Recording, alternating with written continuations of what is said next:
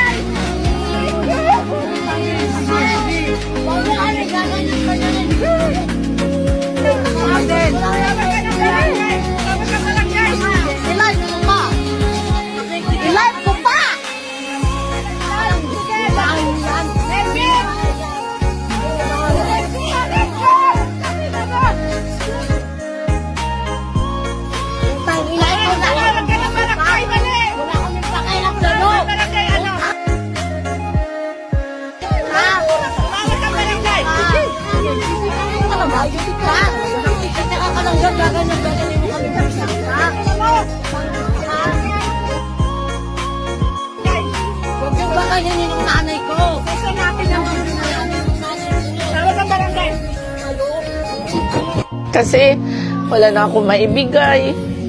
Kung ano-anong lahat ng pamangking ko, puro mga bastos. Alam nyo ba, lahat ng klase ng torture, naranasan ko dyan sa mga yan. Yung araw-araw, wala kang tsinelas dahil tinatago nila.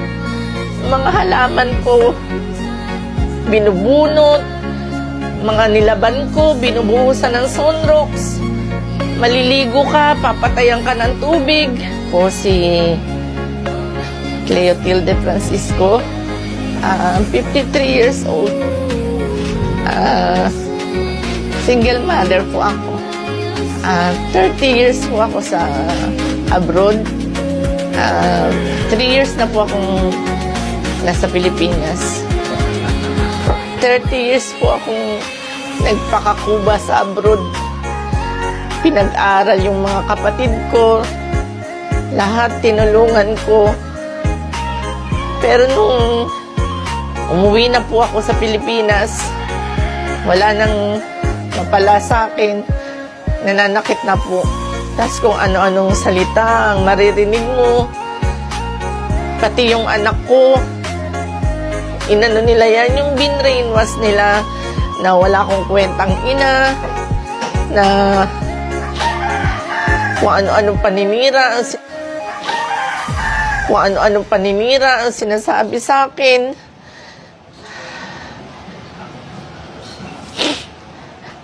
Etong bahay po na to, naipundar ko to. Akong nagbayad ng lupa, pati yung bahay. Etong akong nagpagawa. Ang hinihingi ko lang ho, etong second floor. Second floor lang para yung 2 kwarto, mapaupahan ko. Meron akong pera para pambili ng pagkain. Dahil hindi naman ho ako umasa sa kanila.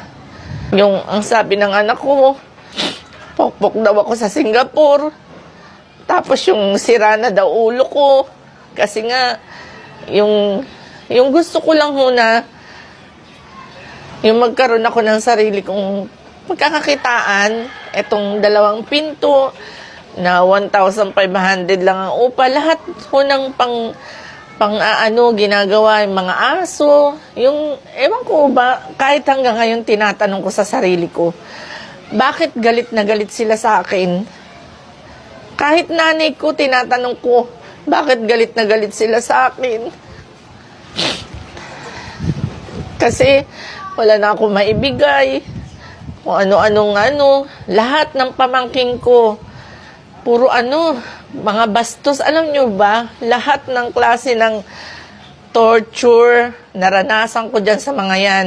Yung araw-araw, wala kang tsinelas dahil tinatago nila. Mga halaman ko, binubunot. Mga nilaban ko, binubuhusan ng sunrocks. Maliligo ka, papatayan ka ng tubig. utos daw ng mga kapatid ko kasi hindi daw ako nagbabayad ng tubig. Marami pa po. Alam nyo, isa lang ho ang ang pinagpapasalamat ko din sa pag-abroad ko. Nagkaroon ako ng napakabait na amo na hanggang ngayon hindi ako pinabayaan. Hanggang ngayon sumusuporta sa akin. Gustong-gusto nila akong paalisin dito. Bakit ako aalis? Akong nagpundar ng bahay na to. Wala ho akong alam kung ano. Yun lang ho, yung buhat ng wala na akong may ibigay. Yung wala na silang mapala sa akin. Alam nyo yung anak ko, pinag-aral ko yan sa Lyceum, culinary. Pinapunta ko pa yan ng Amerika para mag-OJT dun. Lahat binigay ko. Tapos laging sasabihin, wala akong kwentang ina kasi hindi ako nagpalaki. Siyempre, paano ko siya mapapalaki? Nagtatrabaho ako. Yun ho kasi ang turo sa kanya, wala akong kwentang ina. Ang gusto ko lang naman ho, yung etong sa second floor. At saka alam niyo sa totoo lang, hindi naman na ho ako interesado dito eh. Paalis na ako talaga. Ang ayoko lang ho, yung nananakit sila. Nakita niyo naman ho yung video, di ba? Huwag mong pakialaman! Hindi sa'yo yan! Akin na, akin na. Hindi sa'yo yan! Huwag mong pakialaman! Akin na. Bakit mo kukunin? Yung mga anak niya, napakababastos habang nandun siya nanonood. Tsaka sila, namihasa ng nananakit. Kasi yung nanay din ho niyan, meron din ho akong blatter dyan na binugbog din ako niyan kasama ng anak ko. Pinagtulungan ako ng mag-iina na yan. Yung yung tatratuhin nila ako ng tama, yung